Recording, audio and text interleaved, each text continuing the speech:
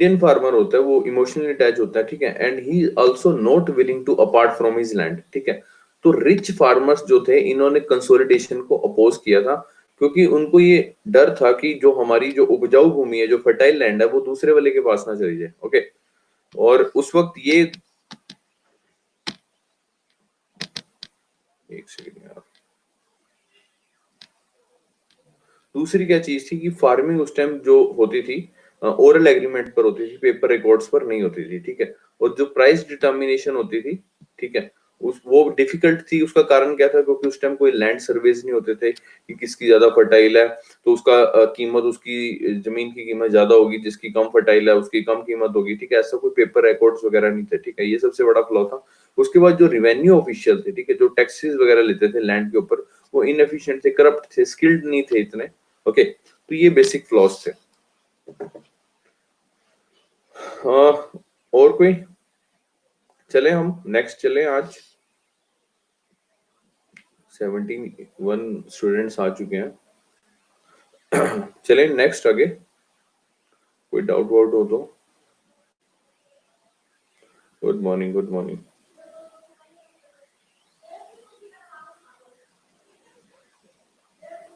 तो इन्फ्लेशन है आज का टॉपिक, ठीक है।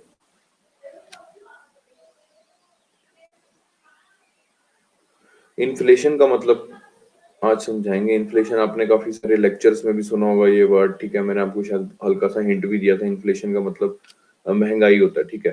तो इन्फ्लेशन के बारे में पढ़ेंगे, इन्फ्लेशन क्या है। तो इन्फ्लेशन का जो बेसिक मीनिंग है शुद्ध भाषा में, आम भाषा में, वो है महंगाई, ठीक है ना। महंगाई, आपको भी पता है महंगाई कितनी बढ़ गई है, ठीक है। किसी भी चीज की महंगाई बढ़ जाए तो सबसे पहले एकदम से टेंशन हो जाती है ना, कि जैसे स्पेशली लड़कियों को, अरे यार पहले तो जो सूट था वो क्या कहते हैं 500 रुपए में आ जाता था, अभी 2000 रुपए में भी बढ़िया वाला सूट नहीं आता, है ना। ऐसे ही होता है ना, वो गोटा पट्टी वाला सूट होता है, वो क्या होते हैं, वो प्लाजो प्लाजो चले हुए हैं आजकल, ठीक है ना। तो इन्फ्लेशन का मतलब क्या होता है? महंगाई, ठीक है।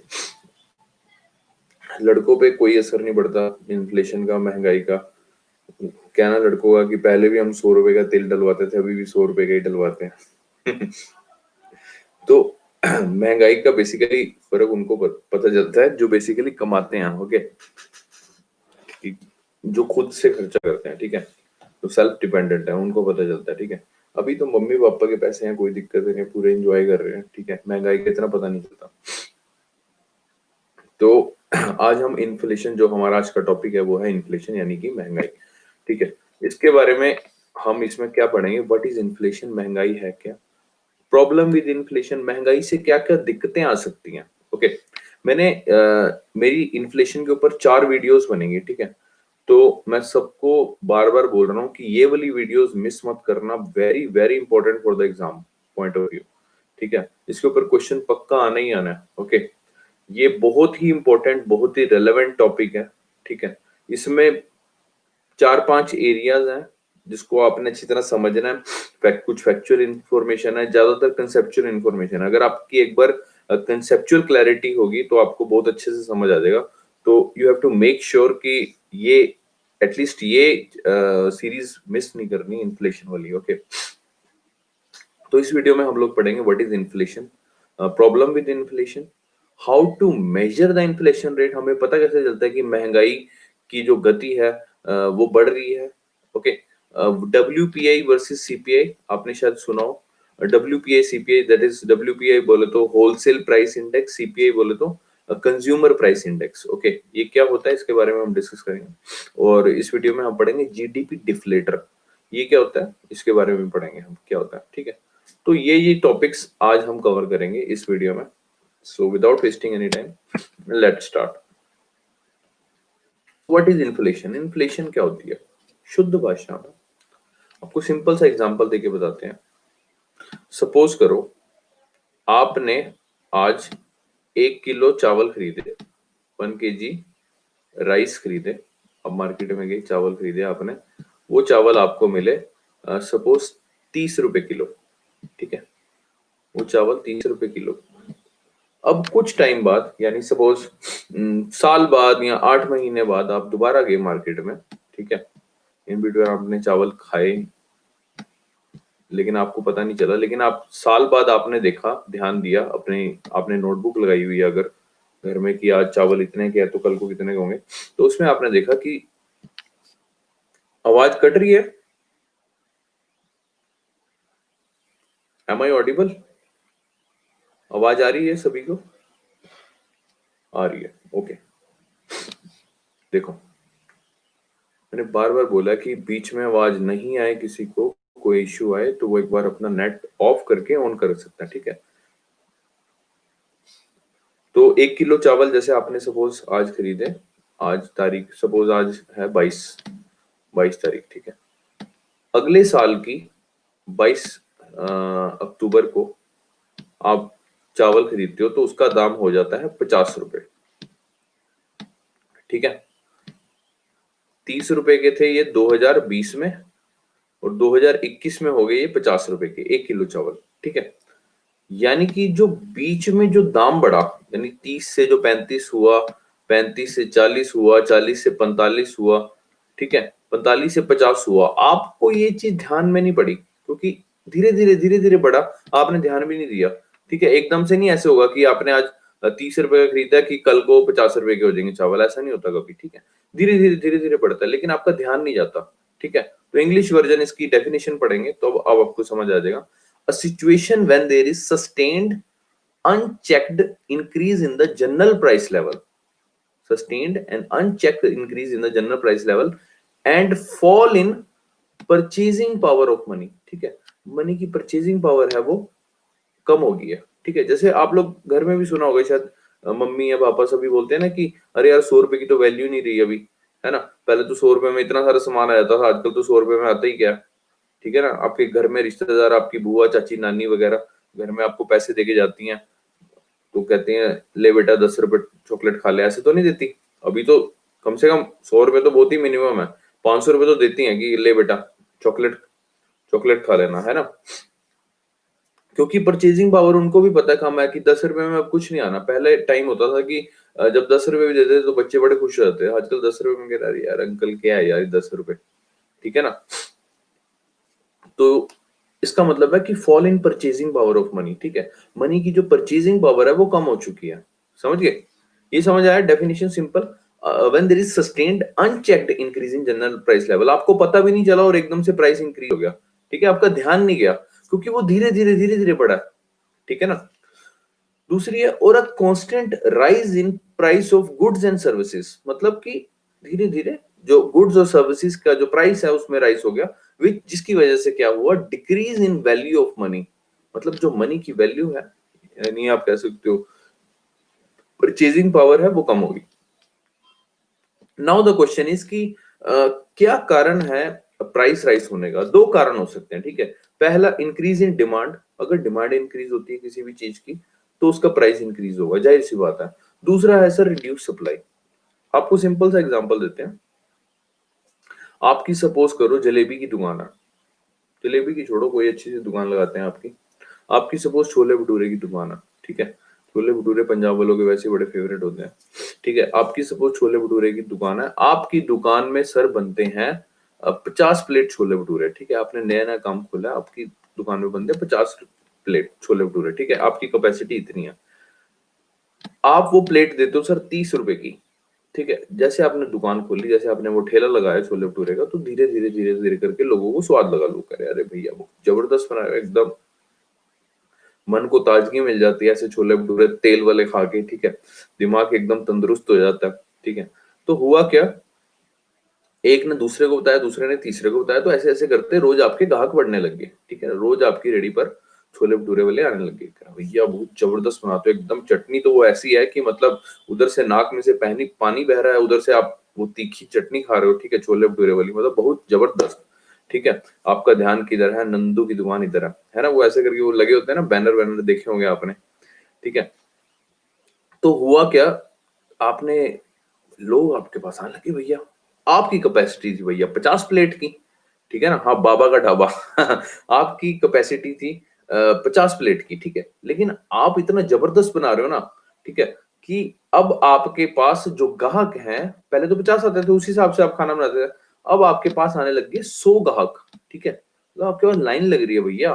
तो अब क्या करोगे, आप क्या करोगे, आप जो 30 रुपए की प्लेट थी, आप उसको धीरे धीरे बढ़ाओगे, कभी अभी 35 कर दोगे, थोड़े दिन बाद 40 कर दोगे, और थोड़े दिन बाद आप इसकी जो दाम है छोले भटूरे की प्लेट का वो कर दोगे 50 रुपए, ठीक है ना, ताकि लोगों को बुरा भी ना लगे। ये नहीं हो कि आज 30 है तो अगले दिन 50 कर दिया, है ना, मतलब समझ रहे हो, धीरे धीरे धीरे धीरे, है ना, धीरे धीरे। वो कहते हैं ना कि थप्पड़ मारोगे अगले को पता भी ना चले, समझे। उसके बाद क्या हुआ, इंक्रीज इन डिमांड। उसके बाद डिमांड होने की वजह से, मतलब पहला कारण हमने बताया कि डिमांड बढ़ने की वजह से हमने प्राइस इंक्रीज किया, समझे। दूसरा कारण क्या है, रिड्यूस इन सप्लाई। अब सपोज करो आपकी वही छोले भटूरे की दुकान है, अब सपोज छोले भटूरे बनाने के लिए क्या क्या लगता है, बताएंगी देवियां, बताएंगी क्या क्या लगता है। एक तो मैदा लगता है, ठीक है, वो भटूरा बनता है मैदे का, ओके। छोले लगते हैं, मिर्च लगती है, ठीक है, हाँ ऑयल लगता है, ठीक है, और जो भी सामान लगता है, ठीक है, बस ऑनियन लगता है, साल्ट लगता है, हाँ ठीक है ठीक है। अब सपोज हमने ये 4 चीजें ली, सपोज ये 4 चीजें लगती हैं, ओके। तो हुआ क्या, वो कह रहा है वेपन भी, वेपन हथियार भी लगते हैं कि यूटेंसिल्स, हथियार कौन से लगते हैं भाई छोले भटूरे बनाने में, तलवारें चलानी है क्या, आपके वहां हथियार लगते हैं क्या, अच्छा चाकू को हथियार बोल रही है क्या, यूटेंसिल्स बेटा यूटेंसिल्स, हथियार वो दूसरे हैं।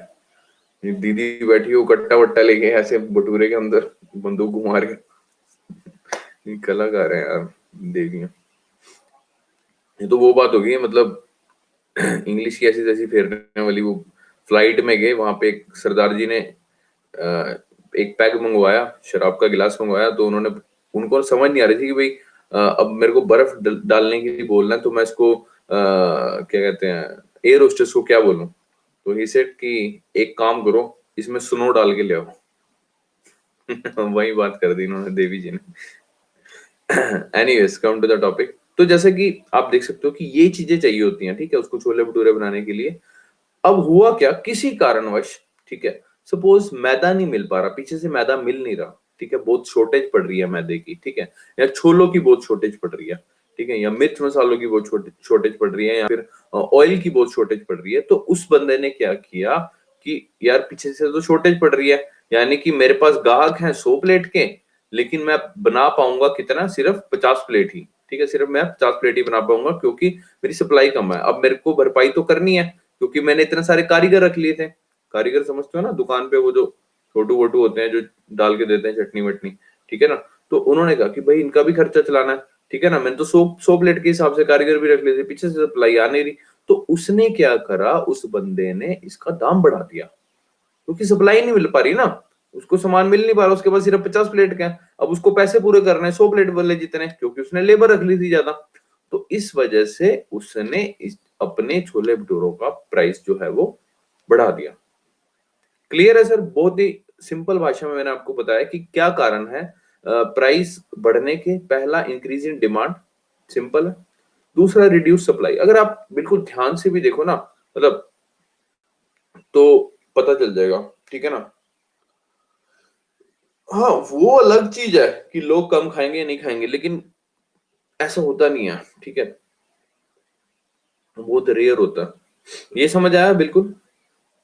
क्या है इन्फ्लेशन का कारण। The first one is basic reason, basically increase in demand, and the second one is reduce in supply. Okay, supply कम हो जाना। उसके बाद आगे चलते हैं। जैसे कि मैंने पिक्चर में भी दिखाया हुआ है, ये भाई साहब है, ठीक है। सपोज 1 जनवरी को 5 किलो चावल जो थे वो 100 रुपए के थे, यानी कि 1 किलो चावल का दाम हुआ 20 रुपए, ठीक है। और 1 मार्च को 4 किलो चावल आए 100 रुपए के, यानी 1 किलो चावल का दाम क्या हुआ, 25 रुपए, ठीक है। यानी कि परचेजिंग पावर जो थी मनी की वो क्या होगी, रिड्यूस होगी, ठीक है ना। पहले 100 रुपए में 5 किलो चावल आते थे, अभी 100 रुपए में सिर्फ 4 किलो चावल आते हैं, यानी कि जो परचेजिंग पावर है जो मनी की है वो क्या हो गई है, कम हो चुकी है। ओके, इसका मतलब क्या हुआ कि जो 5 रुपए का इंक्रीज हुआ है ना प्राइस में, जैसे कि पहले 1 किलो चावल थे 20 रुपए के, ठीक है, और अभी 1 किलो चावल कितने के हैं, 25 रुपए के। यानी कि ये जो 5 रुपए का इंक्रीज हुआ है, इसका मतलब क्या हुआ, इसका मतलब हुआ कि there is a 25% increase in the price, ठीक है, प्राइस में 25% बढ़ोतरी हुई है, that is inflation rate is 25%, which is very very high. Okay, 25% inflation rate बड़ा है, जो कि बहुत ज्यादा हाई है। ओके, तो ये चीज आपको समझाने के लिए। Now the next question is कि what is the problem with inflation, inflation के साथ क्या दिक्कत है यार, आप सभी को पता है यार। अब जो आम इंसान होता है, ठीक है, सारी आम इंसान है, ठीक है, सारी आम आदमी है एक्सेप्ट अरविंद केजरीवाल, ठीक है। अब आप लोग जो भी बहुत ज्यादा मेहनत करते हैं, ठीक है, मेहनत सभी करते हैं, ठीक है, कोई ज्यादा करता है कोई कम करता है, लेकिन जो बहुत ज्यादा मेहनत करते हैं, ठीक है, जैसे बेचारे गरीब लोग या थोड़े से मिडिल क्लास आदमी, ठीक है, उनको बहुत ज्यादा दिक्कत होती है, एकदम से महंगाई बढ़ गई है तो वो उनके लिए बहुत ज्यादा दिक्कत हो जाती है, ठीक है, उनकी जो सेविंग्स होती हैं बेचारों की वो सारी एग्जॉस्ट हो जाती हैं। जैसे कि आप देख सकते हो हाई रेट ऑफ इन्फ्लेशन, ये हाई लिखा हुआ है, हाई का पता नहीं बीच का कहाँ गया, high rate of inflation is bad, क्यों, because it eaten up hard earned money of ordinary people, जो बेचारे मेहनत से पैसा जोड़ते हैं, ठीक है, उनकी मनी सारी एग्जॉस्ट हो जाती है, and life of common man will become tough because his savings will soon be exhausted, ठीक है ना, तो उसकी सेविंग्स हैं वो जल्द ही खत्म हो जाएंगी। जैसे सेविंग्स की होती हैं बेचारों ने, किसी ने अपनी दादी की आंखों के ऑपरेशन के लिए पैसे जोड़े होते हैं, किसी ने अपनी बहन की शादी के लिए, वो देखिए ना वो मुझसे शादी करोगी, ठीक है ना, तो सभी ने सेविंग्स की होती हैं तो सारी वो एग्जॉस्ट हो जाती हैं।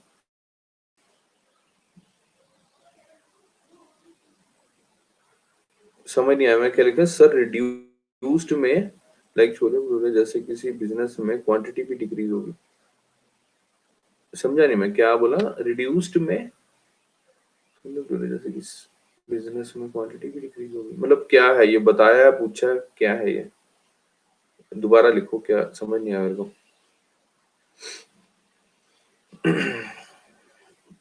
रिड्यूस्ड पॉइंट, हाँ हाँ हाँ, मटेरियल रिड्यूस होंगे ना, सप्लाई रिड्यूस हो जाएगी पीछे से, या कुछ भी एक्स वाई जी पूछा आपने, क्या पूछा आपने, दोबारा एक बार तो अच्छे से लिखो, मेरे समझ नहीं आ रहा।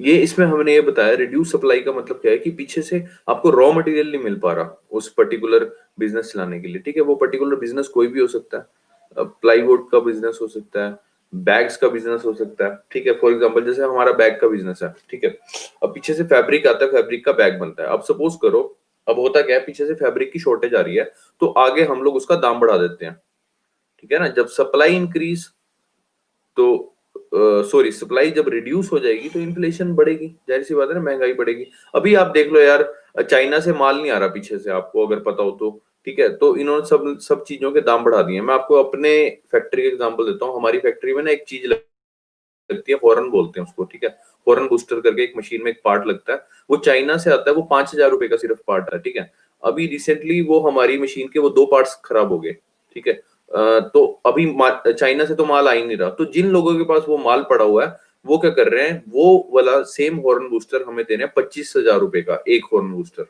अभी मैं रिसेंटली लेके आया हूँ दिल्ली से, परसों चौथ की बात है, 50,000 रुपए के 2 हॉर्न बूस्टर लेके आया, समझे, मतलब पीछे से जब सप्लाई कम हो जाएगी तो डिमांड क्या कहते हैं, सॉरी, प्राइस इंक्रीज होगा।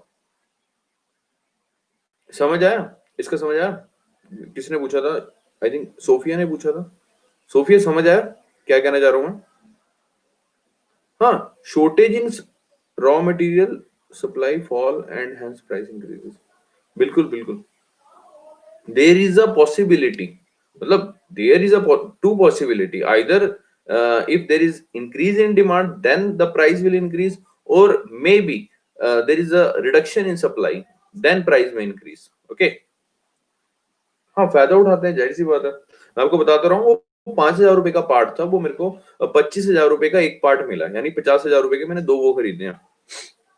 तो देख लो आप कितना मतलब वो करते हैं लोग। ठीक है, तो ये समझ में आया परचेजिंग पावर ऑफ मनी कैसे रिड्यूस होगी। ठीक है ना, 25% increase in price, inflation rate क्या हो गया 25%, जो कि बहुत ज्यादा। ओके, अरे यार इधर ध्यान दो यार, कौन सी फैक्ट्री है मेरी, तुमने क्या लेना, इधर देखो। तो life of common man will become tough, his savings will soon be exhausted. ठीक है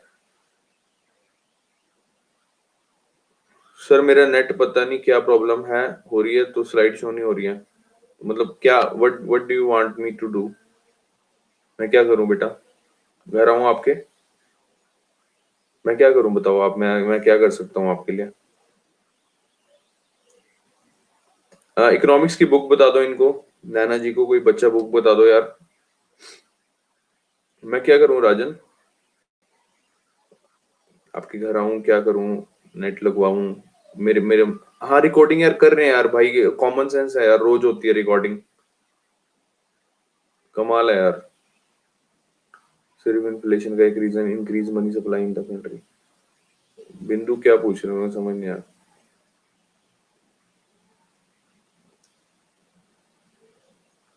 मैक्रो इकोनॉमिक्स की 12th क्लास की एनसीईआरटी। ओके, क्या मेरे को नहीं समझ आया क्या हो सकता है।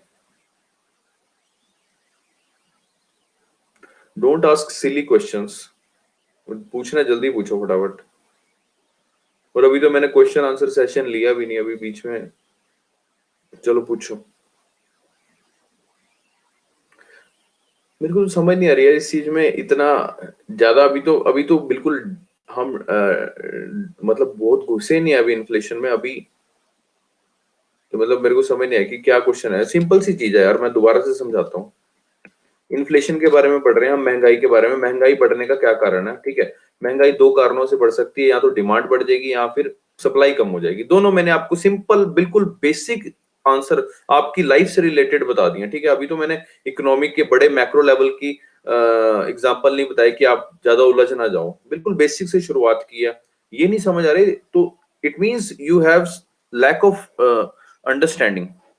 ठीक है ना, तो इस चीज पे यार थोड़ा ध्यान दो बेटा। ठीक है, कि नहीं क्लियर है। ठीक है, तो इसमें क्या क्वेश्चन क्या है आपका बताइए। ये बहुत बेसिक चीज कराई है यार, और जितना अभी मैं करा रहा हूँ उस पे ध्यान दो। ठीक है, अभी जैसे जैसे आगे जाएंगे तो और कंसेप्चुअल क्लैरिटी बढ़ती जाएगी। आप ये मत सोचो कि तुम्हें लग रहा है कि ये चीज हम पहले पूछ लेते हैं तो हमें ज्यादा समझ आ जाएगी। जिस चीज का जब टाइम है वो तभी समझाई जाएगी। ठीक है, मैं आपको बिल्कुल ए से शुरू करवाता हूँ कि आपको बिल्कुल बेसिक से समझ आए। ठीक है, आगे जैसे जैसे जाते जाओगे तो कंसेप्ट थोड़ा सा कॉम्प्लेक्स होता जाएगा। तो मेरा पर्पस ये होता है कि जो बिल्कुल ही जिनको कुछ नहीं आता उनके हिसाब से मैं कराता हूँ ये चीज। ठीक है ना, आप में से होंगे मे भी कुछ बच्चे बहुत ही इंटेलिजेंट होंगे, उनको तो शायद लग रहा होगा कि अरे यार ये तो हमें आता है, अभी आगे वाला हम पूछते हैं जो मुश्किल वाला पार्ट है। ठीक है, तो ये मैं उनके हिसाब से कराता हूँ जिनको बिल्कुल भी नहीं कुछ पता। ओके, तो मेरा इस तरह से बेसिक पर्पस होता है समझाने का। तो ये समझ आया होगा यार, इसमें तो कुछ है ही नहीं यार, क्योंकि यार आप देखो ना इतनी छोटी छोटी उस पे भी मैं अगर 20-20 25-25 मिनट बर्बाद करूंगा अगर, तो फिर तो यार आपका हो गया, फिर नहीं हो सकता आपका यूपीएससी का सिलेबस, कभी भी नहीं, जिंदगी में भी नहीं हो सकता कवर। सारा दिन लगे रहोगे ना एक इतनी सी आपको बात नहीं समझ आ रही महंगाई की, तो फिर तो यार आई एम सॉरी, आप प्लीज घर जाके चेक करो फिर आप, या तो आप अभी इस एग्जाम के योग्य नहीं है या आपका अभी दिमाग उस तरह का डेवलप नहीं हुआ। ठीक है, तो जब तक ध्यान समझ एक समझदारी आनी भी जरूरी है ना। ठीक है ना, 5वीं क्लास के बच्चे को मैं इंटीग्रेशन डिफरेंशिएशन नहीं समझा सकता क्योंकि उसकी समझदारी नहीं है वैसी, समझ रहे हो। तो अब ध्यान से समझो, मैं दोबारा से करा रहा हूँ यार, अब प्लीज अपने कान खोल के दिमाग खोल के सुन लेना। ठीक है, और जिसको कुछ डाउट है कि रिकॉर्डिंग नहीं हो रही है, रिकॉर्डिंग हो रही है, सारा कुछ हो रहा है। ठीक है, और जो जिस बच्चे को बीच में आना है बीच में जाना है तो क्लास में इंटरप्ट नहीं करेगा, कोई मैसेज नहीं करेगा, please make sure. What is inflation हमारा आज का टॉपिक था, यानी महंगाई क्या है। मैंने आपको बताया कि जैसे धीरे धीरे धीरे धीरे चीजों के दाम बढ़ते हैं आपका ध्यान नहीं जाता कि पहले कोई सपोज 1 किलो चावल 30 रुपए के थे, वो टाइम के साथ साथ वो अगले साल तक आपको ध्यान आया कि वो 50 रुपए के हो गए। ठीक है, आपने ध्यान ही नहीं दिया, कभी 30 से 32 हुए, 32 से 35, 35 से 40, 40 से 42, 45, 48, 50, ठीक है, आपने ध्यान ही नहीं दिया। जैसे कि यहाँ पे लिखा हुआ है, situation when there is sustained unchecked increase in general price level and a fall in purchasing power of money, ठीक है, और a constant rise in prices of goods and services which led to decrease in value of money. जैसे कि आप सब के घर में बोलते भी हैं कि मनी की वैल्यू घट चुकी है, अभी 100 रुपए में कुछ भी नहीं आता। ओके, उसके कारण क्या हो सकते हैं? प्राइस राइज के यानी महंगाई के, इन्फ्लेशन के कारण क्या हो सकते हैं? डिमांड बहुत ज्यादा बढ़ गई है, ठीक है ना। ये हर एक के साथ होता है। आप सपोज करो आपके घर में भी आपके अगर फादर साहब कोई बिजनेस करते होंगे, ठीक है, उसके यार हो गए हो, ठीक है, लेट हो गए हो, कोई यहाँ पे मैं ऑफलाइन क्लास तो चल नहीं रही है कि तुम मेरे सामने आए हो। नो नीड टू से sorry, just keep quiet, okay, just see the video. अगर सपोज करो कि आपके फादर साहब कोई बिजनेस करते हैं, ठीक है, उनकी कोई भी चीज है वो ज्यादा बिक्री हो रही है, ठीक है, वो उसका दाम इंक्रीज कर देंगे, सिंपल सी बात है। बट वो ये नहीं कि एकदम से 100 रुपए की चीज है तो एकदम से 500 में बेचना शुरू कर देंगे। वो धीरे धीरे 100 के 120, 110 धीरे धीरे करके बढ़ाएंगे। ओके, दूसरा कारण क्या हो सकता है प्राइस इंक्रीज का? रिड्यूस इन सप्लाई, ठीक है, सप्लाई पीछे से रॉ मटेरियल नहीं मिल रहा। जैसे मैंने आपको अपनी कंपनी का बताया कि जैसे हमारी मशीन्स में हॉर्न बूस्टर नाम की एक चीज लगती है, वो जो कि चाइना से मिलती है, चाइना से मतलब यहाँ इंडिया आती है, तो वो 5,000 रुपए की मिलती है। एक्चुअल उसकी कीमत 1,000 या 2,000 रुपए है, ठीक है, बट इंडिया में वो 5,000 रुपए की मिलती है। लेकिन अभी चाइना से इंपोर्ट नहीं हो पा रहा कुछ, तो उसकी कीमत अभी 5 से क्या होगी है 25,000 रुपए, ठीक है ना। जब पीछे से सप्लाई डिक्रीज हो तो क्या हो जाता है? प्राइस इंक्रीज हो जाता है उस चीज का। बहुत ही सिंपल एग्जांपल है।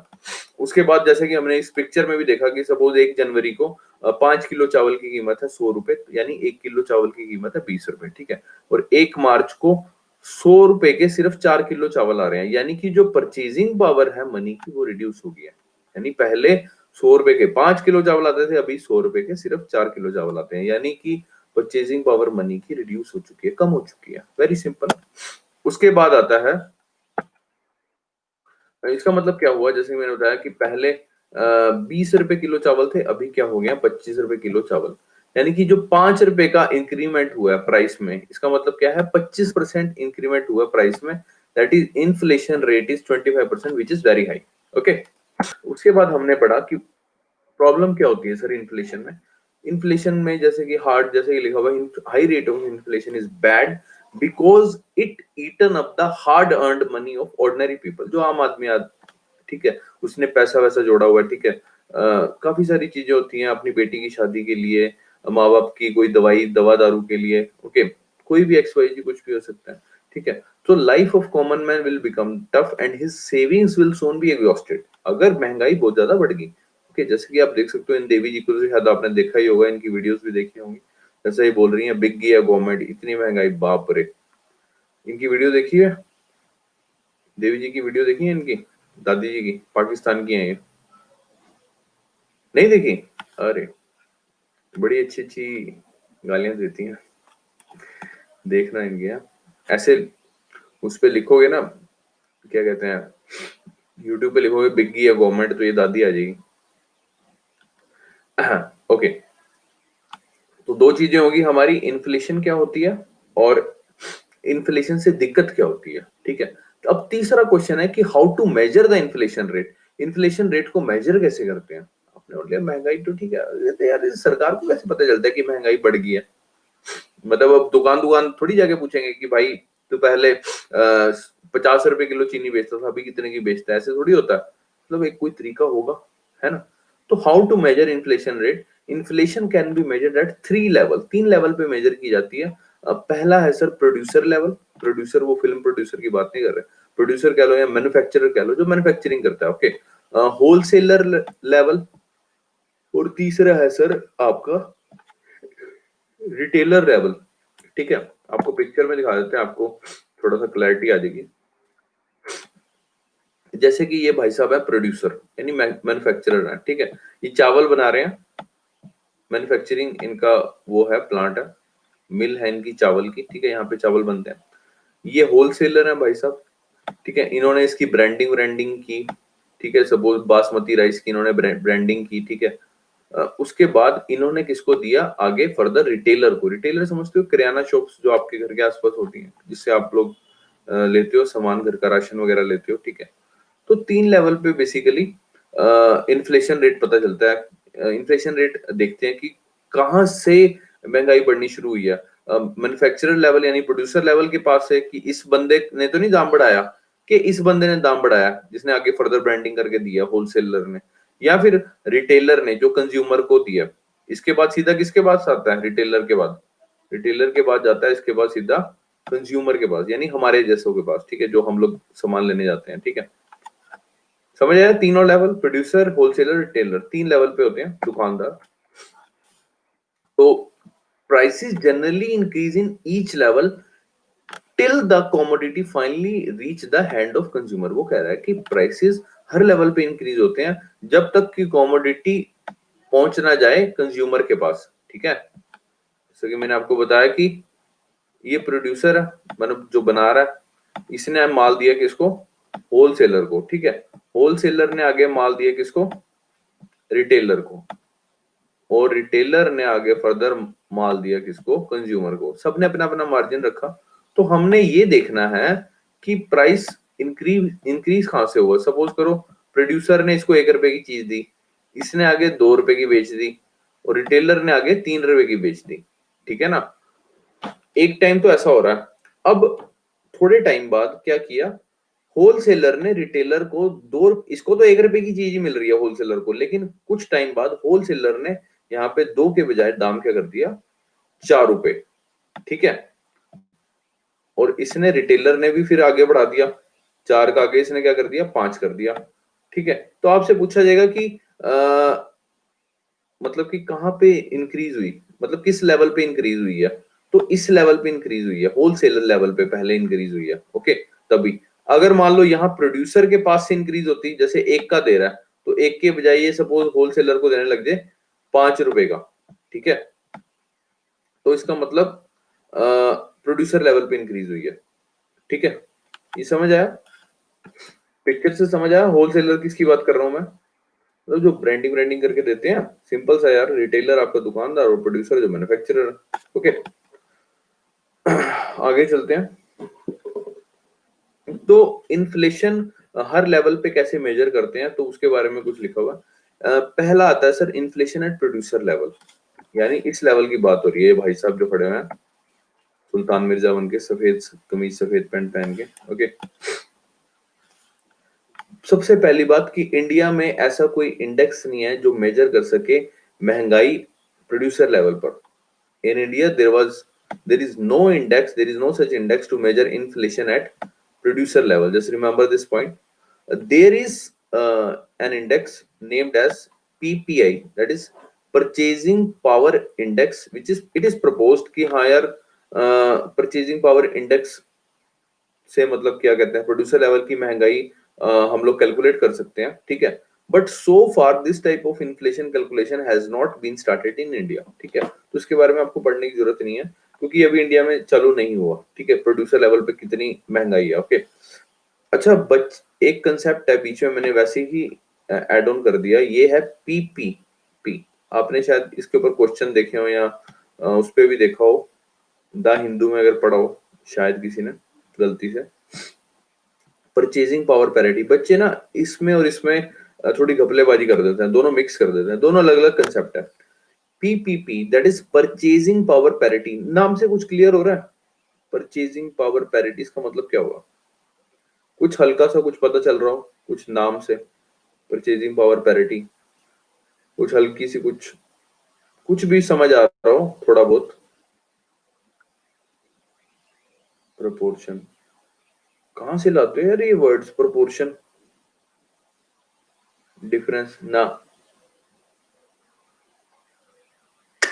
अरे यार सिंपल ध्यान से समझो, परचेजिंग पावर पैरिटी।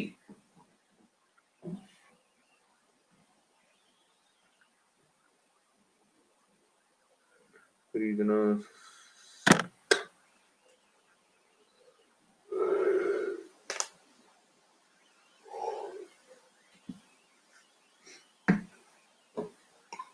हम्म, थोड़ा थोड़ा आसपास हो Shivam.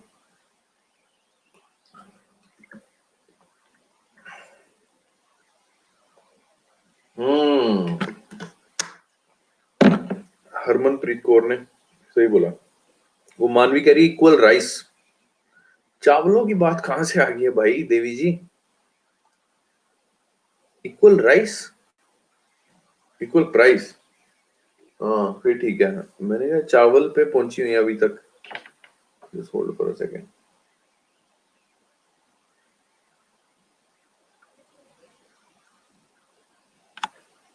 Just hold for a second.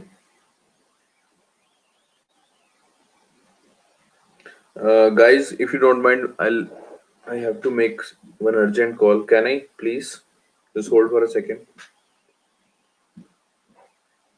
Just hold for a second.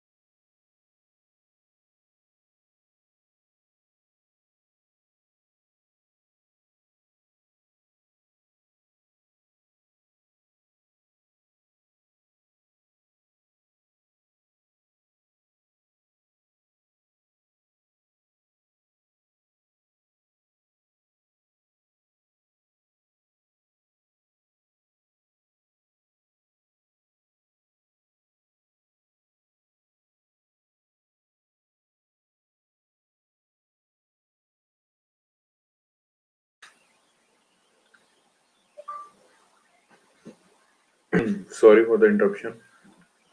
तो परचेजिंग पावर पैरिटी का मतलब मैं समझा रहा था आपको। परचेजिंग पावर नाम से मैंने क्लियर अभी थोड़ी देर पहले बताया था मैंने आपको परचेजिंग पावर के बारे में, अगर आपको ध्यान हो। परचेजिंग पावर का मतलब क्या है? जैसे कि मैंने आपको बताया था कि पहले कोई चीज 100 रुपए की आती थी, ठीक है? 100 रुपए की एक चीज आती थी, 100 रुपए की सपोज दो चीजें आती थी, ठीक है? और अभी 100 रुपए की वो सिर्फ एक चीज आती है, ठीक है? यानी कि जो मनी है, यानी जो 100 रुपए है, उसकी जो परचेजिंग पावर है वो क्या हो चुकी है? वो कम हो चुकी है, ठीक है ना? पहले दो आती थी, अभी एक आती है, लेकिन 100 रुपए में। यानी कि 100 रुपए की जो वैल्यू है, वो परचेजिंग पावर है, वो कम हो चुकी है।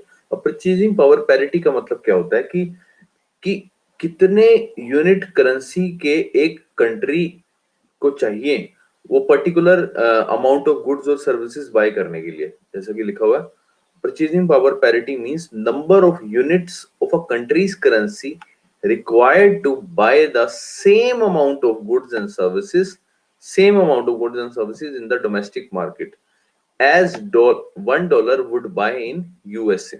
Okay, example, बड़े ध्यान से समझना, काफी इंपॉर्टेंट कंसेप्ट है। सपोज करो $1 60 का, सपोज करो, मान लिया $1 60 का। अब यूएस में $1 का आता है सर 1 लीटर मिल्क, 1 लीटर दूध आता है $1 का, ठीक है? अब इंडिया में लेकिन आता है ₹60 का 3 लीटर मिल्क।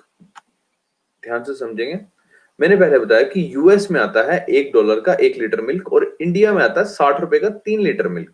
आपको इसका मतलब समझ में आया? यानी कि यूएस में ₹60 का 1 लीटर मिल्क आता है और इंडिया में ₹60 का 3 लीटर मिल्क आता है। अब मेरे को सिंपल सी बात बताओ कि ₹60 का 3 लीटर मिल्क ये परचेजिंग पावर बढ़िया है या ₹60 का 1 लीटर मिल्क ये परचेजिंग पावर बढ़िया? परचेजिंग पावर ज्यादा किसकी है? इंडिया की ज्यादा है या यूएस की ज्यादा? कोई बताएगा? इंडिया की है ना, जाहिर सी बात है। वहां इंडिया में आपको ₹60 का 3 लीटर मिल्क मिल रहा है और यूएस में आपको ₹60 का 1 लीटर मिल रहा है, ठीक है? सिंपल सा कंसेप्ट है। इसका मतलब वो कहता है कि this higher value of production not expressed in MER, that is market exchange rate, to measure the GDP. GDP measure करने के लिए ये higher value of production consider नहीं की जाती। According to PPP, that is purchasing power parity, ₹60 का 3 litre milk आता है इंडिया में। यानी कि इंडिया में क्या कहते हैं, इसका मतलब डॉलर के हिसाब से तो 20 रुपए होना चाहिए ना परचेजिंग पावर के अकॉर्डिंग, क्योंकि आप ये देखो ना, मैंने जैसे कि आपको बताया कि $1 का आता है 1 लीटर मिल्क, ठीक है, और 60 रुपए का आता है 3 लीटर मिल्क, ठीक है। तो 1 लीटर मिल्क की कीमत कितनी हुई, 60 डिवाइडेड बाय 3 यानी कितना हो गया, 20 हो गया। 20 रुपए का 1 लीटर मिल्क आता है ना, और यहाँ पे 60 रुपए का, यहाँ पे लिख के दिखाते हैं। यूएसए में आपका आया सर $1 का, $1 का आया 1 लीटर मिल्क, ठीक है, यानी कि 60 रुपए का 1 लीटर मिल्क आया। और इंडिया में आपका क्या आया सर, इंडिया में आपका आया सर $1, $1 का 3 लीटर मिल्क, ठीक है। तो ये देख रहे हो सर, परचेजिंग पावर इंडिया की ज्यादा, ठीक है ना। तो यानी कि इसके हिसाब से क्या कहते हैं, $1 की कीमत कितनी होनी चाहिए, 20 रुपए होनी चाहिए, क्योंकि परचेजिंग पावर के अकॉर्डिंग। ये समझ में आया पर कैसे मैं बता रहा हूँ, 20 रुपए होनी चाहिए, ये समझ में आया। क्योंकि यहाँ पे 1 लीटर, देखो ना, ये बिल्कुल बहुत आसान सा कंसेप्ट है, ध्यान से समझो। देखो 60 डिवाइडेड बाय 3 कितना हो गया, 20 हो गया, ठीक है। तो 20 रुपए का 1 लीटर मिल्क आ रहा है, तो यूएस के अकॉर्डिंग जो इंडियन करेंसी को अगर हम डॉलर में कन्वर्ट करेंगे तो $1 20 रुपए का होना चाहिए परचेजिंग पावर के अकॉर्डिंग। वेरी गुड, सही बोला, 20 + 20 + 20 60। Okay, just hold for a second.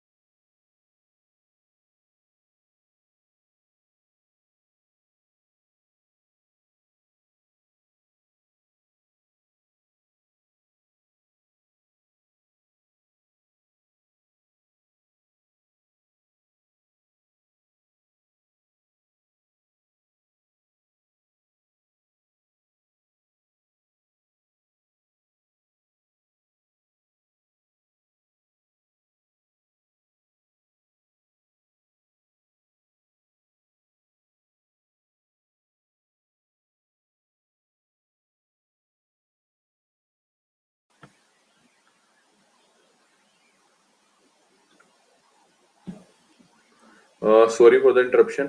I hope you got this point, purchasing power parity का इसका समझ में आया आपको, कंसेप्ट समझ में आया। Sir why comparing with USA only for people, can we have any other country, no. यार इसका ये मैंने डेफिनेशन में तभी तो लिखा है ना, डॉलर नंबर ऑफ यूनिट्स। आपको पता है ना कि याद करो मैंने फर्स्ट लेक्चर कराया था, अगर आपको ध्यान में हो तो उसमें मैंने आपको बताया था कि हार्ड करेंसी से हमेशा कंपैरिजन होता है, ठीक है, और यूएस जो डॉलर है ना उसी से कंपैरिजन होएगा। ये देखो जैसे कि डेफिनेशन में भी मेंशन है ना, number of units of a countries currency required to buy the same amount of goods and services in the domestic market as $1 would buy in the USA, ठीक है। उस जरूरी नहीं मतलब कि यूएसए से आप सपोज करो आपने ब्रिटिश की करेंसी से आपने परचेजिंग पावर मेजर करनी है, ठीक है, तो ब्रिटिश की करेंसी से भी मेजर कर सकते हो, क्योंकि हमने हार्ड करेंसी जितनी भी, हाँ, जो बास्केट में बताई थी ना आपको करेंसी, 5 हार्ड करेंसी, उनसे वो कर सकते हो आप। ओके सर, ऐसे $1 60 का वो मार्केट एक्सचेंज रेट के अकॉर्डिंग हुआ, ठीक है। तो वो आप समझने की जरूरत नहीं है कि वो कैसे हुआ, वो डिफरेंट कंसेप्ट है, वो इसमें नहीं आएगा, वो मार्केट एक्सचेंज रेट के अकॉर्डिंग होता है, ठीक है। $1 60 का वो काफी चीजें उस पर डिपेंड करती हैं, ठीक है। आपकी इंपोर्ट एक्सपोर्ट डिपेंड करते हैं, आपके कितनी ट्रेडिंग वगैरह, ये वो। Just hold for a second यार, I have to make an urgent call, just hold for a second.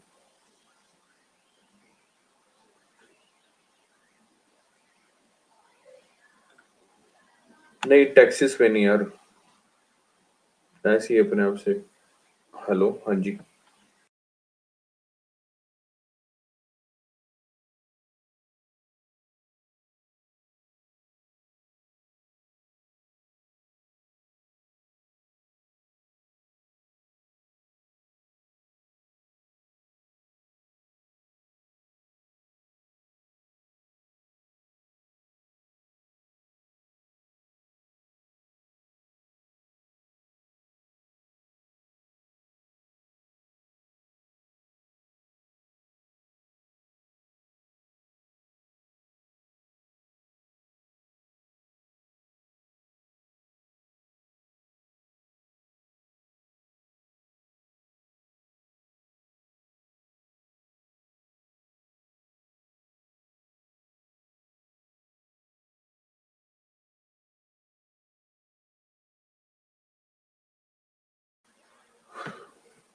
Stock market पर डिपेंड करती है, काफी सारे फैक्टर्स होते हैं यार, स्टॉक मार्केट पे डिपेंड करती है, ठीक है। आपको पता है कि यूएस कब आजाद हुआ था, ठीक है, कितना टाइम हो गया।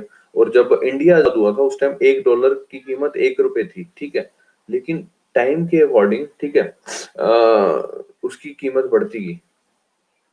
हाँ, इसने गुरप्रीत ने बड़ा सही लिखा है, gold trade in US dollar.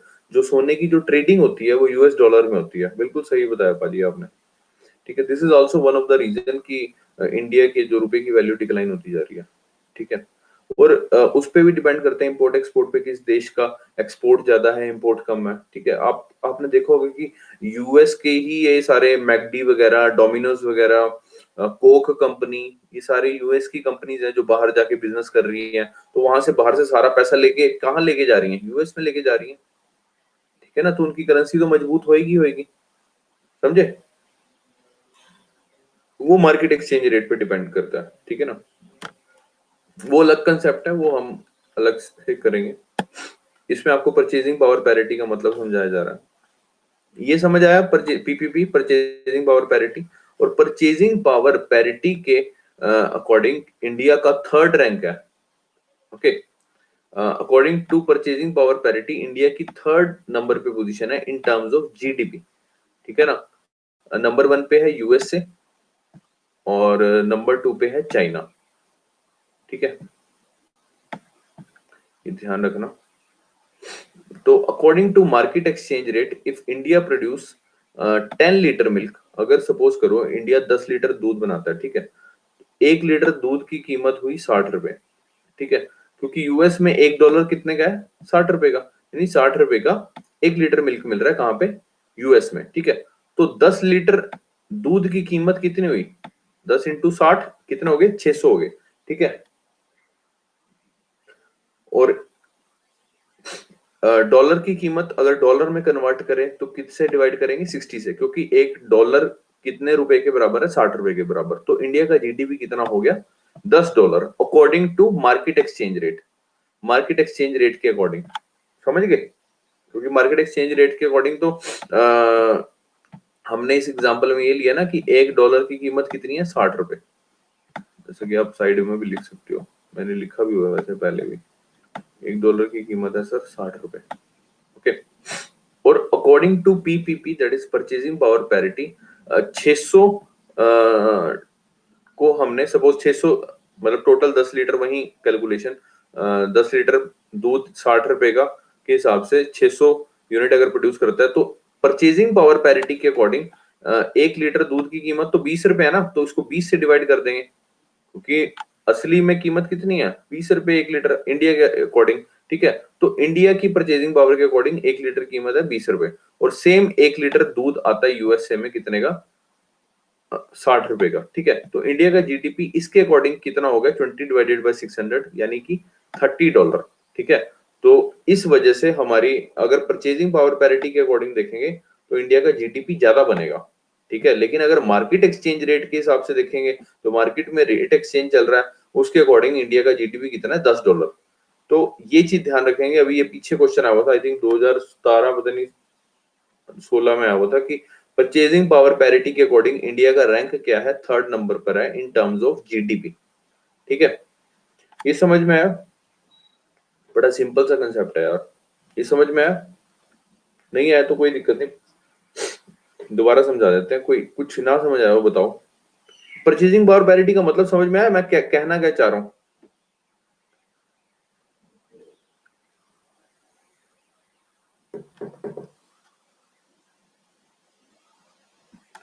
अरे घबराओ नहीं, बताओ अगर नहीं समझ आया तो। Repeat sir, repeat. चलो रिपीट करते हैं। देखो, इन्फ्लेशन हम मेजर कर रहे हैं, यानी महंगाई मेजर कर रहे हैं, 3 लेवल पे मेजर होती है, एक producer level, wholesale level, retail level. ठीक है। तो पहला हमने पढ़ा प्रोड्यूसर लेवल। प्रोड्यूसर लेवल पे हमने देखा कि कोई इंडेक्स है नहीं इंडिया में। ठीक है। एक परचेजिंग पावर इंडेक्स करके है, लेकिन वो भी इंडिया में अभी तक स्टार्ट नहीं हुआ। उसके बाद हमने एक कंसेप्ट पढ़ा टॉपिक से हटके, परचेजिंग पावर पैरिटी, पीपीपी। बच्चे क्या करते हैं, परचेजिंग पावर इंडेक्स और परचेजिंग पावर पैरिटी दोनों को सेम समझते हैं, but there is a difference between.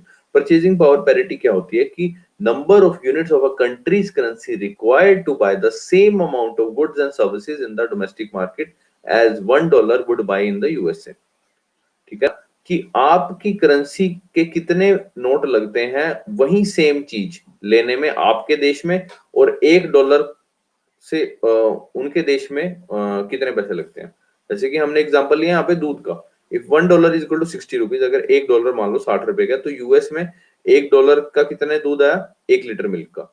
ठीक है। तो इंडिया में 60 रुपए का आया, यानी 3 लीटर मिल्क। ठीक है।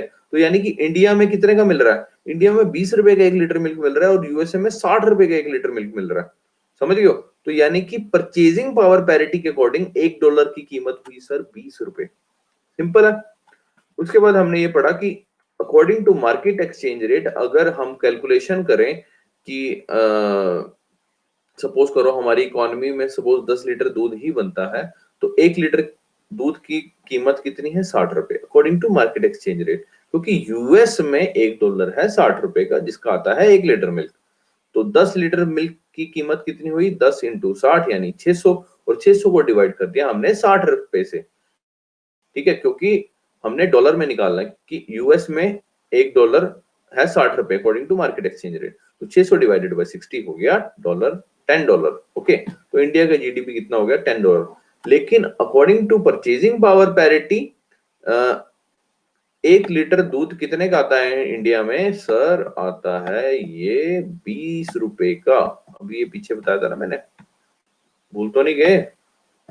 देखो ना, पीछे बताया था यार लास्ट में, $1 आता है 20 रुपए का। ठीक है। तो 600 डिवाइडेड बाय 20 यानी कि इंडिया का जीडीपी कितना हो गया, $30। तो according to the purchasing power parity, India का जो रैंक है वो 3rd पोजीशन पे है इन टर्म्स ऑफ जीडीपी। यानी कि नंबर 1 पे है यूएसए, दूसरे पे चाइना, और तीसरे पे इंडिया। ये चीज ध्यान रखनी है आपने। उसके बाद आगे चलते हैं। दूसरी आती है इन्फ्लेशन एट होलसेल लेवल, जो होलसेलर बेचते हैं। ठीक है। It is the most popular inflation rate calculation methodology. ये बहुत ही पॉपुलर है। तो जनरली न्यूज वगैरह भी आती है ना, तो वो WPI इन्फ्लेशन की आती है। WPI बोले तो होलसेल प्राइस इंडेक्स। ठीक है। होलसेल प्राइस इंडेक्स, जैसे कि आप ये न्यूज की कटिंग भी देख सकते हो, wholesale price index WPI inflation rises just 1% for March reflecting slowing demand. ठीक है। यानी कि वो कह रहा है कि महंगाई बढ़ गई है 1%। ठीक है, मार्च में, और ये क्या रिफ्लेक्ट कर रही है, स्लोइंग डिमांड, कि महंगाई बढ़ गई, अब लोग आ नहीं रहे। जाहिर सी बात है ना, जब महंगाई बहुत ज्यादा बढ़ जाएगी। अब वही मैंने आपको बताया कि एक प्लेट तो जब किसी टाइम में 30 रुपए की थी, अभी सपोज वही प्लेट हो गई है 400 रुपए की। आपको अरे यार छोड़ यार छोले भटूरे, तो तुम्हारे को उसके नुकसान भी नजर आने लगे हैं। अरे यार तेल वेल होता है, ऐसे दिमाग में चढ़ जाता है, सरने का, वैसे भी हल्का फुल्का खाया करो। ठीक है ना, कॉर्नफ्लेक्स खाया करो, ये खाया करो, वो खाया करो। ठीक है। और वो चटनी भी कितनी गंदी होती है, नाली के पास खड़ा होता है, उन्हीं हाथों से वो चटनी बनाता है, ठीक है ना। फिर तो तुम तरह तरह की उसकी कमियां निकालोगे, क्योंकि वो क्या कहते हैं, महंगाई उसने कर दी ना, उसने 400 रुपए की कर दी है।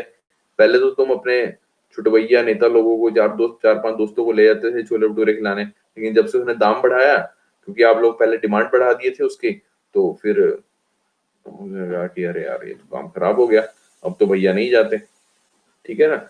तो महंगाई के कारण से उसकी छोले भटूरे वाले की डिमांड कम हो गई है, ठीक है ना। ऐसे ही होते हैं ना वो लड़कियों के फेवरेट होते हैं ना वो क्या, गोलगप्पे। वो ऐसे इतने बड़े बड़े नाखून होते हैं उसके गोलगप्पे वाले के, और बीच में भरी होती है उसने ठीक है। ऐसे वो गोलगप्पे के बीच में मोरी करता है और वो डाल के, भैया तीखा करो, और तीखा करो, और ऐसे ऐसे कर रही होती है, भैया और तीखा करो। ऐसे ही होते हैं ना वो, है ना। लड़कियों के बड़े फेवरेट होते हैं गोलगप्पे, मतलब मिर्ची भी लग रही है और तीखा भी डलवाना है, अरे भैया क्या जबरदस्त बनाते हो। और भैया ये नहीं पता, वो भैया को पता नहीं 10 साल हो गया ना खून काटे को और उसी का ही स्वाद आ रहा होता है, वो जो मसाला होता है ना उसी का ही आ रहा होता है, वो टेस्ट जो खट्टा बना रहा होता है वो कह रही मुझे बहुत पसंद है। हाँ, घर पर ही बना लेने चाहिए, ठीक है। तो यही है, जब मतलब डिमांड बढ़ जाए तो फिर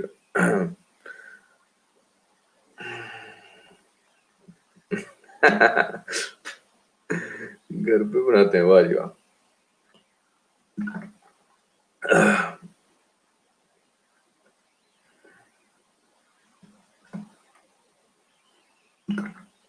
वाह जी वाह, क्या बात लिखी है। गोलगप्पे वाले के आगे अमीर हो या गरीब सभी कटोरा लेके खड़े होते हैं, क्या बात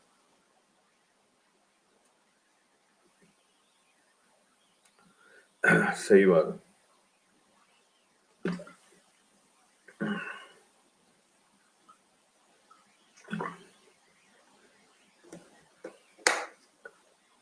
हिंदुस्तान में पता है कि जितनी चीज गंदी होगी ना, नाली के पास जो खड़ा होगा ना उसके गोलगप्पे वो का स्वाद ही बड़ा जबरदस्त होगा, ठीक है। जो बढ़िया सा एकदम ग्लव्स व्लव्स पहन के, पूरा एकदम एप्रन वगैरह पहन के, एकदम साफ सुथरा बन के खड़ा होगा ना, लड़कियां कहती हैं अरे यार वो मसाला नहीं है, वो जो भैया के पास है ना, वो जो गुप्ता जी के पास है, वो जो उन्होंने बढ़िया तरीके से खिलाते हैं, वो वाला स्वाद है नहीं है। तो ये ना अजमाई हुई बात है, कभी नोट करना। उसके जो नाली के पास जो होता है ना, आहा, जो नाली की खुशबू आ रही होती है, और उसके जो नाखूनों में जो मैल वैल होती है, वो जो गोलगप्पे में डलती है, वो भाई साहब उसकी खटास ही कुछ हो रहा है, ऐसा ही होता है ना। लड़कियां ये आज के बाद हम गोलगप्पे ही नहीं खाएंगी। टेस्ट में बेस्ट मम्मी और एवरेस्ट है। चलो, come to the topic, come to the topic. यार मेरे मुंह में पानी आ गया यार, सीरियसली आज गोलगप्पे खाने का मन कर रहा है। Is it cause cancer in India? क्या बाजी, कौन कैंसर करते हैं, गोलगप्पे? गोलगप्पे से कैंसर हो रहा है पाजी? What's your question?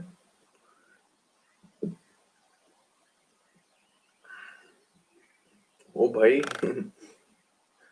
Stomach infection होते, कैंसर पे कहां पहुंच गया, अब इतनी खतरनाक बीमारी हो गए बाबूजी।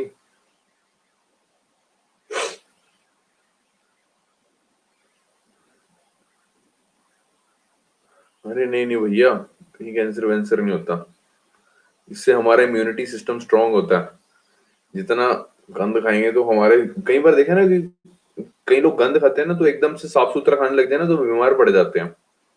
ऐसा होता है ना, वो कहते हैं ना, पानी वाला जब तक दूध दे रहा था, दूध वाला तब तक तो बढ़िया चल रहा था, जिस दिन उसने बिल्कुल प्योर दूध ले आया ना बिना पानी मिलाए, उस दिन पेट खराब हो गया। ऐसे ही होता है ना। तो कहने का मतलब ये है कि इंडिया का इम्यूनिटी सिस्टम ऐसा बना हुआ है कि गंद जितना मर्जी खा लें वो एकदम हजम हो जाएगा, ठीक है। लेकिन साफ सुथरी चीज जिस दिन खा लेना उस दिन पेट खराब हो जाएगा, कभी नोट कर लेना। हाँ, हैबिट, इम्यूनिटी सिस्टम स्ट्रांग हो जाता है देवी जी, हैबिट नहीं बनती। आ जाओ, कम टू द टॉपिक। तो इन्फ्लेशन एट होलसेल लेवल, ठीक है, जैसे कि देख सकते हो आप स्क्रीन पे, it is the most popular inflation rate calculation methodology, ठीक है। It is used to calculate wholesale inflation known as WPI, that is wholesale price index. It is also known as headline inflation. Headline inflation इसलिए बोलते हैं क्योंकि generally जो newspaper में जो headline बनती है वो इसी की बनती है, WPI इन्फ्लेशन की बनती है। जैसे कि आप स्क्रीन पे भी देख सकते हो, WPI inflation rises just 1% for March, reflecting the slowing demand. Okay, जैसे कि आप देख सकते हो स्क्रीन पर, ये न्यूज की कटिंग है। ओके, इसका मतलब भी मैंने आपको बता दिया। तो WPI seen as the de facto producer price index.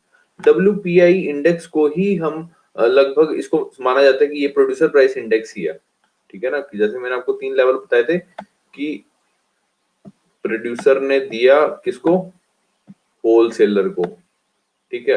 Wholesaler ने आगे दिया माल किसको, रिटेलर को, ठीक है। और रिटेलर ने आगे दिया फर्दर किसको, कंज्यूमर को।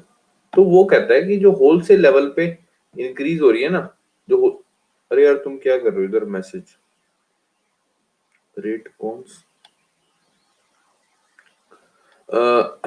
जो होलसेल लेवल पे इंक्रीज होती है वो कहते हैं उसको डिफेक्टो प्रोड्यूसर प्राइस इंडेक्स ही मानते हैं, क्योंकि इसने इसको दी होगी ना तभी इसने महंगी कर दी, मतलब एक तरह से ऐसा माना जाता है। WPI seen as a de facto producer price index. WPI amounts to the average change in prices of commodities at wholesale level. मैंने आपको बता दिया average change in prices of commodities, ठीक है। इसमें एक चीज ध्यान रखने वाली है कि WPI नॉट इंक्लूड सर्विसेज, इसमें सर्विसेज इंक्लूड नहीं होती। जबकि हमने इन्फ्लेशन की जो डेफिनेशन पढ़ी थी, अगर आपको ध्यान हो थोड़ी सी, डेफिनेशन में हमने क्या लिखा है, constant rise in the price of goods and services. Services services जो हम दे रहे हैं, जैसे मैं आपको सर्विस दे रहा हूँ, ठीक है, ठीक है, आपको पढ़ा रहा हूँ, एक तरह की सर्विस है। ओके, तो हर चीज में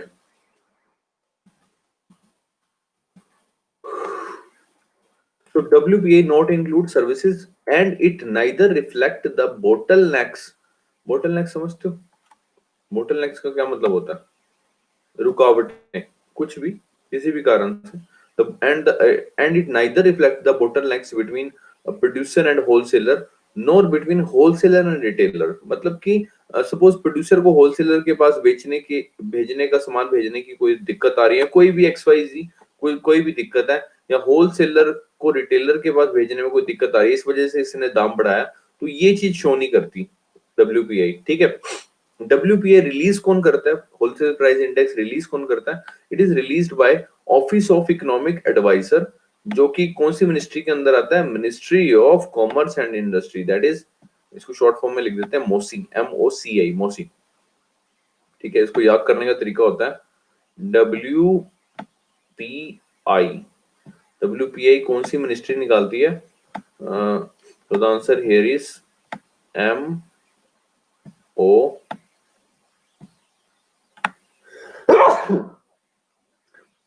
सॉरी, MOCI। उसको याद करने का तरीका क्या है, whisky, W for whisky, whisky, PKI कौन, मोसी। मोसी समझते हो, मोसी मम्मी की बहन होती है, जो मासी बोलते हैं जिसको।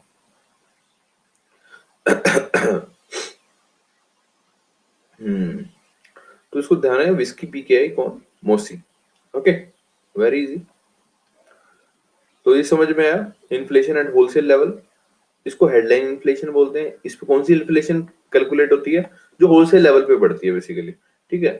WPI is seen as a de facto producer price index. WPI not include services, just remember this point, very important point. WPI में सर्विसेज नहीं आती, सिर्फ गुड्स आते हैं, just remember this thing. And it neither reflects the bottlenecks between producer and wholesaler। मतलब जो रुकावटें आ रही हैं, प्रोड्यूसर को होलसेलर के पास अगर कोई माल भेज रहा है, जो भी रुकावट आ रही है ये नहीं शो करता, या होलसेलर ने रिटेलर के पास सामान भेजने में कोई भी रुकावट आ रही है वो नहीं शो करता, ठीक है ना। जैसे कि लिखा हुआ है WPI not include services and it neither reflect the bottlenecks between producer and wholesaler nor between wholesaler and retailer, ठीक है। WPI रिलीज कौन करता है, WPI is released by Office of Economic Advisor under Ministry of Commerce and Industry। ये question कई बार आ चुका है, WPI कौन मेजर करता है। अच्छा, इसकी जगह पता क्या दे देगा, ministry of commerce and industry की जगह इसका नाम दे देगा office of economic adviser. Office of economic adviser का भी एक डिपार्टमेंट होता है जिसका शॉर्ट फॉर्म है DIPP। इसकी फुल फॉर्म है department of industrial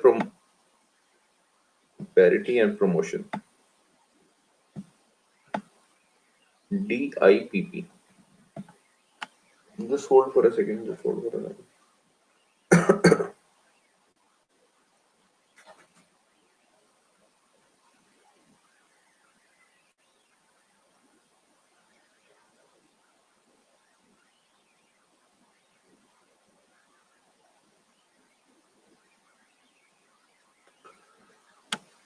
between spelling क्या समझ नहीं आया। BW स्पेलिंग क्या?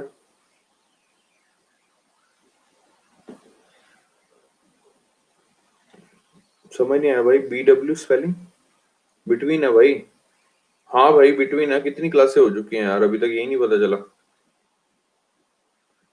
जर्दा वर्दा लगाते हो क्या? वो लगाते हो क्या? ओ DIPP department of industrial policy and promotion. मैं लिख रहा हूँ टाइप कर रहा हूँ मैं। डिपार्टमेंट ऑफ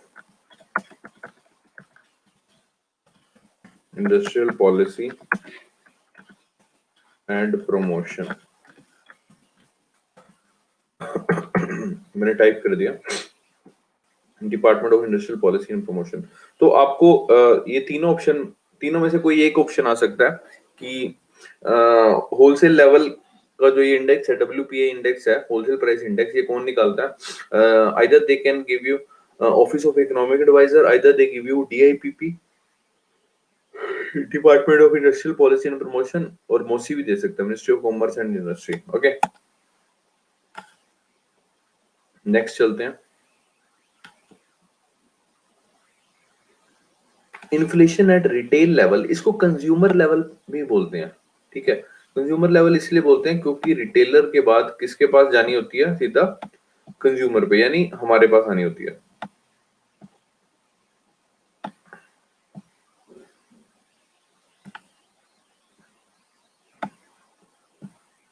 सी, रिटेलर के बाद किसके पास जानी होती है? कंज्यूमर के पास। ठीक है, इन्फ्लेशन एट रिटेल लेवल और consumer level. Consumer often directly की स्पेलिंग गलत लिख दी है, sorry. Consumer often directly buys from retailer. ठीक है, so the inflation experience at retail shops is the actual reflection of the price rise in the country। ठीक है, ये एक्चुअल रिफ्लेक्ट करती है price rise in the country. क्योंकि अब क्या होता है ना, आपको क्या पता पीछे से कहां से तेज हुआ है रेट या कहां से तेज हुआ है? आपके पास जो है आप तो उसी से अंदाजा लगाओगे ना कि मेरे को तो यहाँ से तेज हुआ है, कंज्यूमर लेवल पे तेज हुआ रेट। ठीक है ना। In India CPI shows the inflation rate at retail level। CPI calculate the average price paid by the consumer to the shopkeeper। जो शॉपकीपर प्राइस पे कर रहा है, सॉरी, जो कंज्यूमर प्राइस पे कर रहा है शॉपकीपर को, ठीक है, वो कैलकुलेट करती है। It also shows the cost of living better, कि मतलब कि जीवन व्यापन की जो वो क्या कहते हैं उसको, क्या हिंदी में क्या बोलेंगे यार? कॉस्ट ऑफ लिविंग को क्या बोलेंगे हिंदी में? जीवन व्यापन के लिए क्या मूल्य है, हिंदी में यही बोलेंगे। ठीक है, लाइवलीहुड नहीं, अलग अलग चीज होगी। ठीक है, हिंदी में पूछ रहा हूँ, हिंदी में क्या बोलेंगे यार?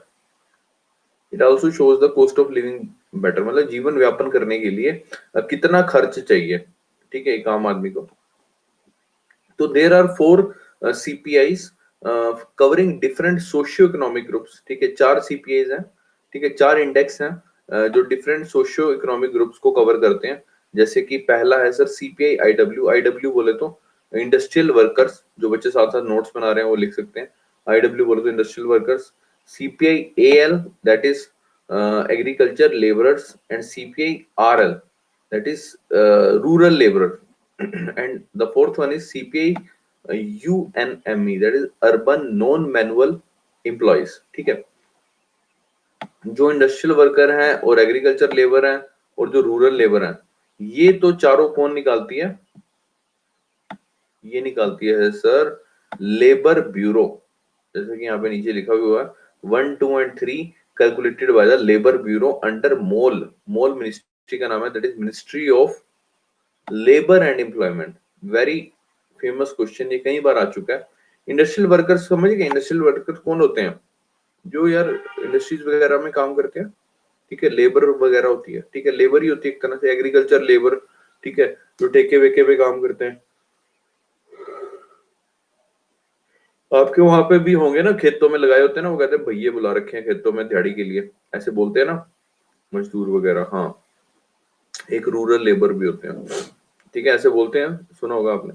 तो ये जो फर्स्ट थ्री हैं, इंडस्ट्रियल वर्कर, एग्रीकल्चर लेबर और आपका रूरल लेबर, ये तीनों आपके लेबर कैटेगरी में आते हैं। That's why all three are calculated by the labour bureau under the ministry of labour and employment, MOLE, ministry of labour and employment. और जो चौथा है UNME, that is urban non manual employees, ठीक है। This one is calculated by the CSO, that is Central Statistics Office, जो कि कौन सी मिनिस्ट्री के अंदर आता है? Ministry of statistics and programme implementation. CPI बताओ भैया को। एग्रीकल्चर लेबर, बिल्कुल सर। AI, AI नहीं है, AL है भाई। हाँ, agriculture labour. CPI consumer price index भाई, WPI wholesale price index, PPI producer price index, price index, दाम कहाँ बढ़ रहा है वो कैलकुलेशन करने की। The fourth one is calculated by the CSO, that is Central Statistics Office under MOSPI, that is Ministry of Statistics and Program Implementation। लेकिन ये 2011 में ये इंडेक्स जो था CPI UNME, ये हो गया डिसकंटिन्यू। ये वाला CPI UNME, that is urban non manual employee, ये आपको याद रखना है किसी भी तरीके से। CPI is released by the CSO, that is Central Statistics Office, जो कि कौन सी मिनिस्ट्री के अंदर आता है, मैंने आपको बताया, जो जो मतलब पूरा CPI होता है कैलकुलेट, ठीक है। ये CSO रिलीज करती है, that is central statistics office, कौन सी मिनिस्ट्री के अंदर? Ministry of statistics and programme implementation. तो इसको याद करने का तरीका ये है, CPI यानी चाय पी के आई, कौन? मॉस्पी। मॉस्पी को अगर हम ध्यान से देखें, ये कुछ ऐसे बनता है, मॉस्पी, ठीक है। अगर ये एस का ये तोड़ के हम यहाँ पे लगा दें, मतलब इसको थोड़ा सा बड़ा कर दें, तो ये ऐसे बन जाएगा। ये क्या बन जाएगा फिर? मोदी। चाय पी के कौन आया? मोदी। और विस्की पी के कौन आई थी? कौन आई थी? मोसी। मोशी, वेरी मोशी। तुम बंगाल से हो क्या? मोसी। MOCI करना, कहीं वहां MOSI ना कर देना देवी जी, काम खराब हो जाएगा। कहीं पता चले मिनिस्ट्री ऑफ स्टैटिस्टिक्स लगा दो वहां पे। वो ministry of commerce and industry है, CI वाली मोसी है, ठीक है ना। और वो चाय पी के आई मोदी। मोदी से ऐसे लगना यार, मॉस्पी है, मॉस्पी। अब मोदी छोड़ो, कहीं पता चले डी वाली वहां पे कोई ऑप्शन दिया हो तो उस पर मार के आ जाओ। इसको मॉस्पी ही पढ़ना, ठीक है, ministry of statistics and programme implementation. Okay, अब दोनों में थोड़ा सा डिफरेंस पढ़ लेते हैं कि दोनों में क्या डिफरेंस है, WPI और CPI में क्या डिफरेंस है। बच्चे आज भी बीच में 80 के राउंड थे, अभी 66 रह गए हैं, क्या चक्कर है ये? आज मीटिंग है, ओके। शुरू होगी क्या मीटिंग? हाँ, 1 बजे। हाँ,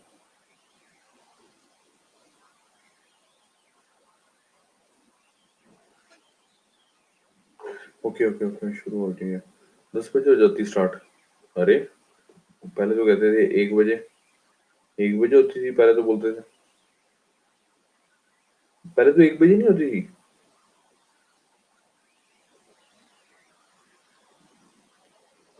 फादर 1 बजे आते हैं, तो मतलब प्रोग्राम तो मतलब वो 1 बजे ही शुरू होता है।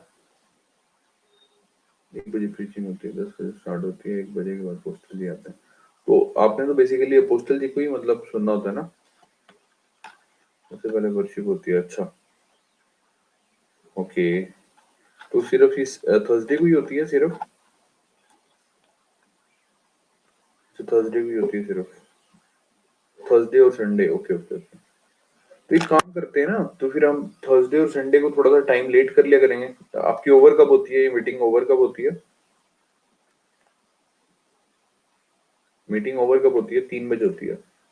तो ऐसा कर लिया करें, 4 बजे के बाद रख लिया करें थर्सडे को हम लोग, या क्या कहते हैं, इसको थोड़ा सा जल्दी कर लिया करें, 11 बजे कर लिया करें, 11 से 1, ऐसा सही रहेगा आपका?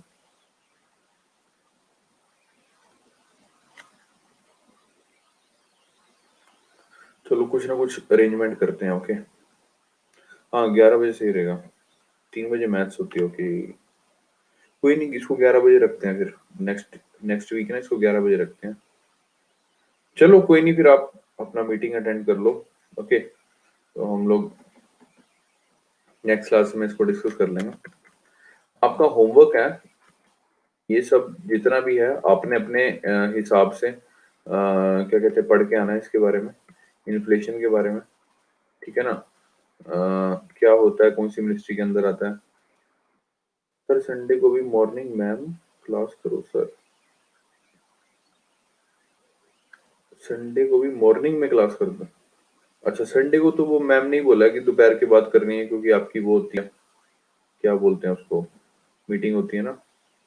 संडे को यार दोपहर को ठीक है, दिन में यार बंदा सोना होता है, ठीक है ना, खूब सारों का। अरे नहीं नहीं, मॉर्निंग में नहीं यार, इवनिंग में सही है। पता क्या, सुबह सोना होता है यार, संडे को तो यार आराम करने दिया करो यार, इतना मत परेशान करो यार। चलो अभी करो फिर, छुट्टी कर लो, फिर आप लोग अपनी क्लास अटेंड कर लो।